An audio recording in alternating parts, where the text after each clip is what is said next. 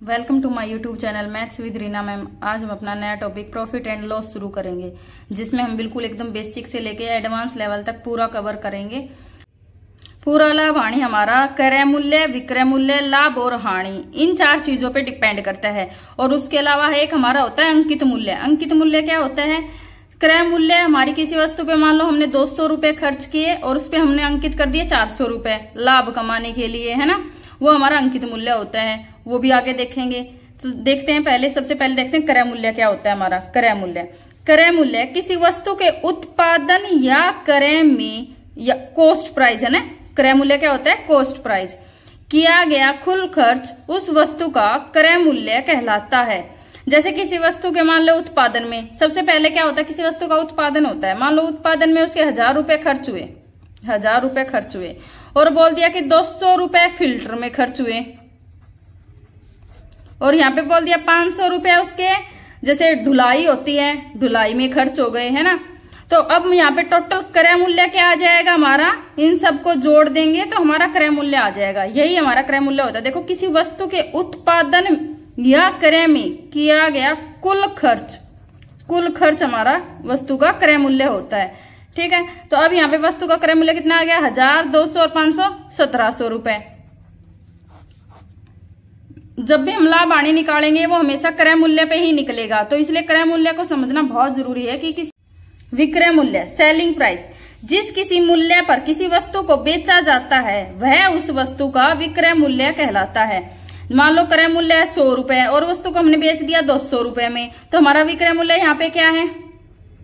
200 रुपए और क्रय मूल्य 100 रुपए। तो जिस भी रुपए में, जितने भी रुपए में किसी वस्तु को बेचा जाता है, बेचा गया मूल्य हमारा क्या होता है? विक्रय मूल्य। जैसे क्वेश्चन कैसे दे देंगे? किसी वस्तु को 500 रुपए में खरीद कर उस पर 200 रुपए लाभ पर बेचा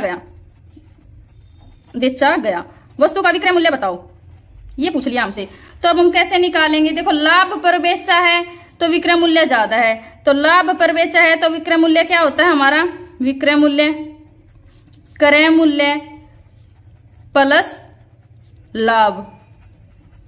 और अगर हानि पे बेचा है, ये तो हो गया लाभ पर, जब लाभ पे बेचा है तो विक्रय मूल्य हमारा होता है क्रय मूल्य प्लस लाभ। और अगर हानि पे बेचा है, हानि पे, तो विक्रय मूल्य हमारा क्या हो जाएगा? विक्रय मूल्य क्रय मूल्य माइनस हानि, क्योंकि ज्यादा में खरीदा कम में बेचा तभी तो हानि होगी, तो विक्रय मूल्य क्या आ जाएगा? क्रय मूल्य माइनस हानि। तो दो तरह से हम विक्रय मूल्य निकालते हैं। लाभ है तो क्रय मूल्य में जोड़ देंगे, हानि है तो घटा देंगे। ये हमारा होता है विक्रय मूल्य।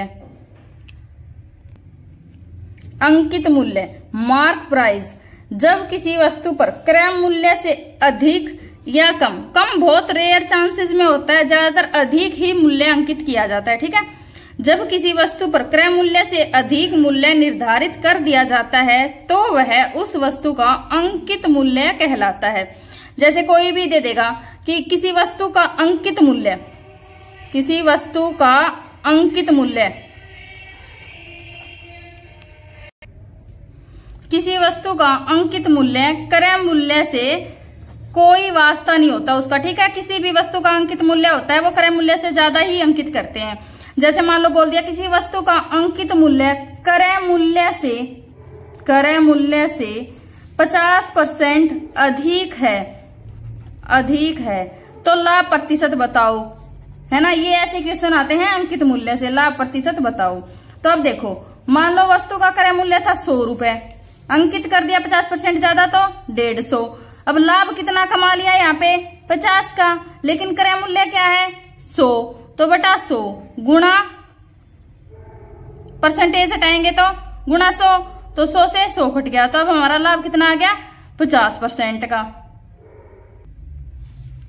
लाभ।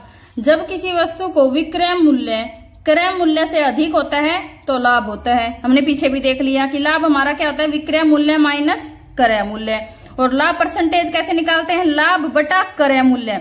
कोई भी परसेंटेज, चाहे हानि परसेंटेज है चाहे लाभ परसेंटेज है, हमेशा क्रय मूल्य पे ही निकलेगा। ठीक है, तो लाभ बटा क्रय मूल्य गुणा 100। मान लो दे दे कि लाभ हुआ है 200 रुपए, क्रय मूल्य है क्रय मूल्य है 1000 रुपए, लाभ प्रतिशत बताओ, है ना। ऐसे क्वेश्चन आ जाए तो कैसे निकालेंगे, लाभ कितना है 200 रुपए का, क्रय मूल्य 1000, परसेंटेज के लिए गुणा 100, 2 0 से 2 0, 2 पंजे 10, 5 से 20 पे, तो लाभ कितना आ गया 20%। ठीक है, तो ऐसे निकालते हैं लाभ परसेंट। हानि, लॉस, जब किसी वस्तु का क्रय मूल्य उस वस्तु के विक्रय मूल्य से अधिक हो तब वस्तु पर हानि होती है। हानि क्या होता है, क्रय मूल्य माइनस विक्रय मूल्य, क्योंकि यहाँ पे विक्रय मूल्य कम है ना, विक्रय मूल्य कम है और क्रय मूल्य ज्यादा है, तो हमें हानि होगी। हानि प्रतिशत कैसे निकालेंगे, हानि बटा क्रय मूल्य गुणा 100। तो अब हमने कौन कौन सी टर्म्स पढ़ ली जो हमें लाभ हानि में पढ़नी है। लाभ हानि का हमारे पूरे टॉपिक में हमने कौन कौन से शब्द हमें मिलेंगे, कौन कौन सी चीजें हमें दी मिलेगी, कौन कौन सा डाटा हमें दिया मिलेगा। तो पहला होगा क्रय मूल्य, क्रय मूल्य, दूसरा विक्रय मूल्य, तीसरा लाभ ओब्लिक हानि, इन दोनों में से कोई चीज दे देगा, और चौथा हमारा होगा अंकित मूल्य। ठीक है, अंकित मूल्य।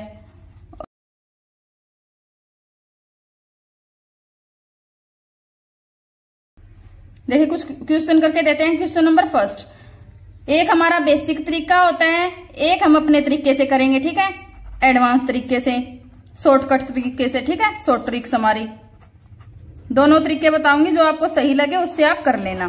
पहला हमारा क्या दे दिया, एक व्यक्ति 12 रुपए में 12 वस्तु खरीदता है, 12 रुपए में 12 वस्तु। ठीक है, ये दे दिया, और उन्हें 1.25 रुपए प्रति वस्तु की दर से बेच देता है। तो यहाँ पे देखो, यहाँ पे तो एक वस्तु का क्रय मूल्य कितना है, सीधा हमारा क्रय मूल्य कितना है 12 रुपए। बेसिक तरीका बता रही हूं तो पहले बेसिक तरीका बता देती हूँ। क्रय मूल्य हमारा यहां से क्या आ गया, क्रय मूल्य 12 रुपए, है ना। विक्रय मूल्य क्या आ जाएगा, विक्रय मूल्य, एक वस्तु का विक्रय मूल्य 1.25, टोटल वस्तुएं कितनी है 12, तो टोटल विक्रय मूल्य कितना आ गया 15 रुपए। अब देखो 12 रुपए का क्रय मूल्य, 15 विक्रय मूल्य, तो लाभ कितना हुआ, लाभ 3 रुपए का। कितने रुपए पे, क्रय मूल्य तो 12 है, गुणा 100, 3 चौके 12, 4 से 25 पे, तो टोटल हमारा लाभ कितना हुआ 25% का, है ना। और जो हमारी शॉर्ट ट्रिक है उससे हम कैसे करेंगे, देखो 12 रुपए 12 वस्तु, ये तो आ गया क्रय मूल्य। अब देखो एक वस्तु, यहाँ पे 1 रुपए में एक वस्तु हो गई ना।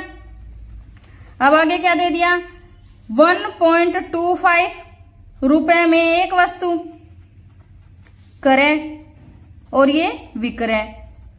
ठीक है, विक्रय।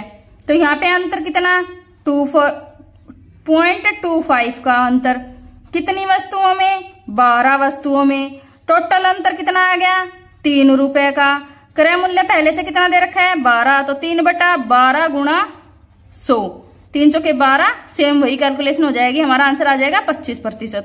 तो यहाँ पे क्या है, यहाँ पे हमने पूरी कैलकुलेशन करके देखी, यहाँ पे हमने सिर्फ अंतर देखा कि यहाँ पे अंतर कितना है क्रय मूल्य का और विक्रय मूल्य का। तो क्रय मूल्य 1 रुपए, विक्रय मूल्य 1.25, तो कितना अंतर आ गया 0.25 का।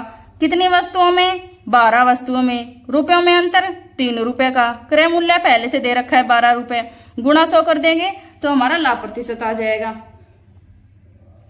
क्वेश्चन नंबर 2, एक व्यक्ति एक वस्तु 100 रुपए में खरीदता है, तो देखो क्रय मूल्य 100 रुपए तो आ गए यहाँ से, तथा उसे दुकान तक लाने में 10 रुपए और यातायात पे खर्च करता है, तो 10 रुपए और जोड़ देंगे, क्योंकि हमारा क्रय मूल्य क्या होता है वस्तु के क्रय पर कुल खर्च, कुल खर्च, है ना।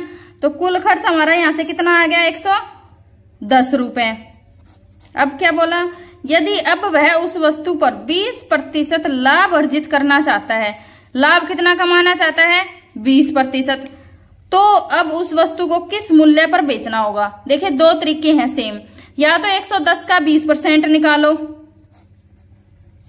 और क्रय मूल्य में जोड़ दो, ये तो हमारा आ गया लाभ, लाभ निकाल लेंगे पहले। लाभ कितना आ गया 22 रुपए, क्रय मूल्य कितना था 110 रुपए प्लस 22, तो विक्रय मूल्य कितना आ गया 132 रुपए, है ना। और या फिर सीधा निकाल लेंगे। 110 रुपए है क्रय मूल्य, 20% का लाभ कमाया तो कितने परसेंट होगी वस्तु? 120% बटा 100, 10 से 10, वही 11 दूनी 22, 2 11 1 11 और 2 132 रुपए हमारा आ गया विक्रय मूल्य।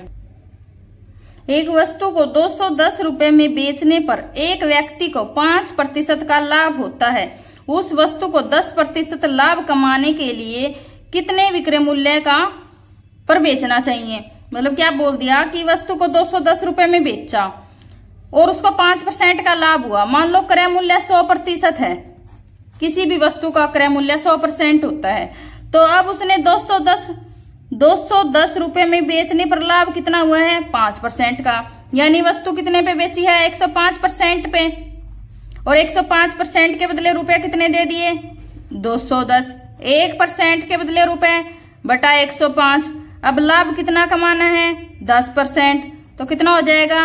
110%, तो गुणा 110 2 पे, तो कितना हो जाएगा? 220 रुपए आ गया हमारा विक्रय मूल्य। क्वेश्चन नंबर 4, एक पुराने मेज को 400 रुपए में खरीदा गया। क्रय मूल्य देख लेते हैं पहले, है ना। क्रय मूल्य कितना है? 400 रुपए। 50 रुपए उसकी मरम्मत पे, तो प्लस 50 यहां से, तो कितने रुपए हो गए टोटल? 450 रुपए। 10% लाभ कमाने के लिए वस्तु का विक्रय मूल्य, तो 450। लाभ कमाना है 10% का, तो कितने में बेचेंगे? 110 बटे 100, 110% में बेच देंगे। सीधा ही निकाल लेंगे अपने तरीके से। 11 पंजे 55, 5 11 चौके 44 और 4 49, तो कितने रुपए में बेच देंगे? 495 रुपए में। क्वेश्चन नंबर 5, 840 रुपए की एक वस्तु को एक व्यक्ति ने 10% लाभ पर बेचा। पुनः दूसरे व्यक्ति ने वस्तु को 5% लाभ पर बेच दिया। मान लो 140 रुपए हैं, इस पे पहले कितने कमाए? 10%, तो कितना? 110 बटा 100। पहले वस्तु क्रय मूल्य है 100%, लाभ 10% का, तो विक्रय मूल्य कितना हो गया? 110%, तो इसका 110 निकाल दिया, गुणा आगे कितने में बेचा? 5% लाभ पे, तो कुल का कितना? 105%, तो बटे 100। 10 से 10 से 10 कट गई। 21 पे 20 पे, फिर से 4 पे कटेंगे। 4 पंजे 20, 4 दूनी 8, 4 एकम 4, तो यहाँ पे देखिए 21 का सुकेर 441 गुणा 11 बटा 5, 11 एकम 11, 11 चौके 44 और 1 45, 4 11 चौके 44 और 4 48 बटा 5, तो हमारा वस्तु का विक्रय मूल्य कितना आ गया? 5 से काटेंगे 5 अट्ठे 40, 5 निम्मे 45, 3 5 सते 35, 0 सही 1 बटा 5। ये आ गया हमारा वस्तु का विक्रय मूल्य।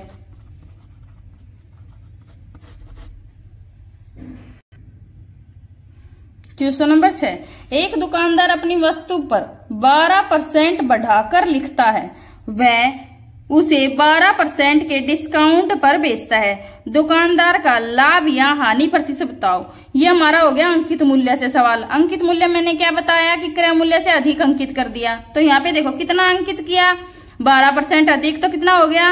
112%, गुणा छूट कितनी दे दी? 12% की, तो कितना हो गया? 88% बटा 100।